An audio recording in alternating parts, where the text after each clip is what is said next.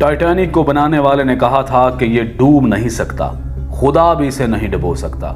फिर ऐसा हुआ कि पहले ही समुद्री सफर के दौरान वो ऐसा डूबा कि आज तक निशाने इबरत है, और उसको देखने वाले जो भी जाते हैं वो भी बड़ी मुश्किल से बच पाते हैं। आज से ठीक 111 साल कबल टाइटैनिक एक अंधेरी रात में एक बर्फानी तोदे यानी आइसबर्ग से टकरा गया था। उस वक्त जहाज पर सवार ज्यादातर अफराद नींद की आगोश में थे। हादसे के वक्त टाइटैनिक 41 किलोमीटर फी घंटा की रफ्तार से इंग्लैंड के शहर साउथहैम्पटन से अमेरिका के शहर न्यूयॉर्क की तरफ जा रहा था, और सिर्फ 3 घंटे के अंदर 14 और 15 अप्रैल 1912 की दरमियानी रात टाइटैनिक बहरे ओकेयानूस में डूब गया।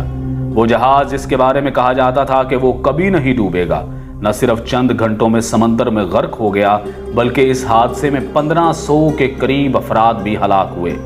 111 साल बाद भी उसे सबसे बड़ा समंदरी हादसा समझा जाता है। सितंबर 1985 में इस जहाज की बाकियात को बहरा ओकेयानूस में जाए हादसे से हटा दिया गया था।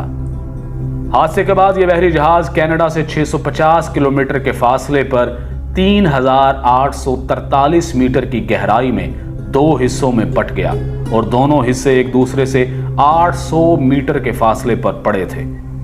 111 साल गुजरने के बाद भी इस हादसे के बारे में मुअम्मे मौजूद हैं। माहिरीन की राय इसके बारे में क्या है, जानिए इस वीडियो में। इस बहरी जहाज के बारे में कहा जाता था कि यह डूब नहीं सकता, खुदा भी इसे नहीं डुबो सकता। इस यकीन की कुछ वजूहात भी थी।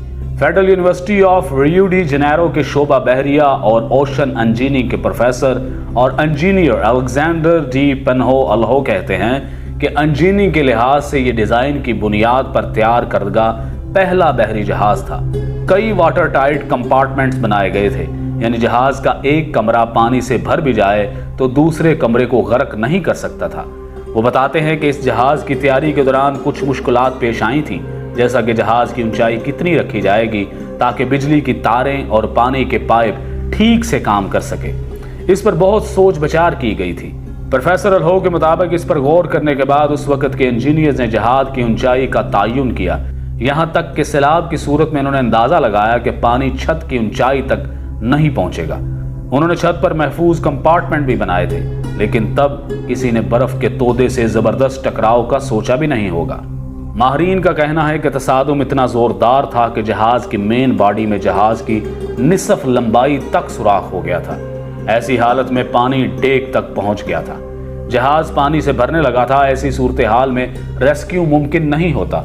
आप पानी को निकालने के लिए जहाज में मौजूद तमाम पंप्स चालू कर सकते हैं, आप सब कुछ आजमा सकते हैं, लेकिन जिस रफ्तार से पानी अंदर आ रहा होता है उसी रफ्तार से उसे वापस बाहर नहीं फेंका जा सकता। एक जबरदस्त तसादुम के बाद जहाज की साख में तब्दीली आई और दरवाजे बंद नहीं हो रहे थे, वो भंस गए थे। टाइटैनिक को इस दौर में भी खालस स्टील से बनाया गया था, लेकिन उस वक्त का स्टील ऐसा नहीं था, आज की फुलाद की तरह मजबूत नहीं था।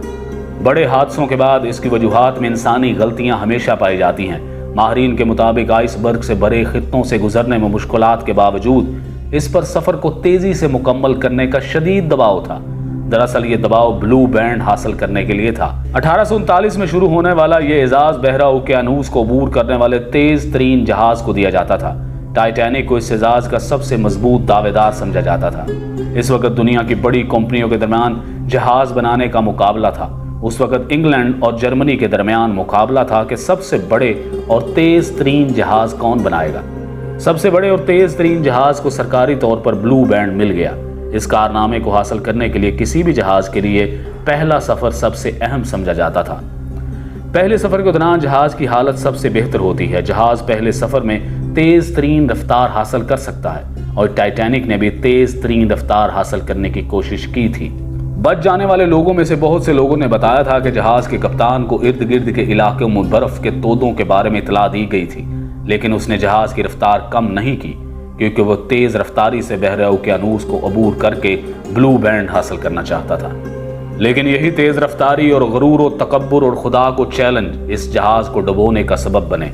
टाइटैनिक हादसे में 1500 के करीब अफराद हलाक हुए, जिसके बाद समंदरी जहाज़ों के हिफाजती निज़ाम को बेहतर बनाने की कोशिशें शुरू कर दी गईं। इस हादसे के बाद समंदरी जहाज़ों की हिफाजत के लिए रडार जैसे आलात की तैयारी शुरू की गई। टाइटैनिक के हादसे में बहुत से लोग इसलिए मारे गए कि उनके पास लाइफ बोट्स नहीं थी, और टाइटैनिक में लाइफ बोट्स इसलिए भी कम थी क्योंकि उनका दावा था कि ये जहाज कभी नहीं डूब सकता। इस यकीन की वजह से जहाज में सिर्फ आधी लाइफ बोट्स रखी गई थी।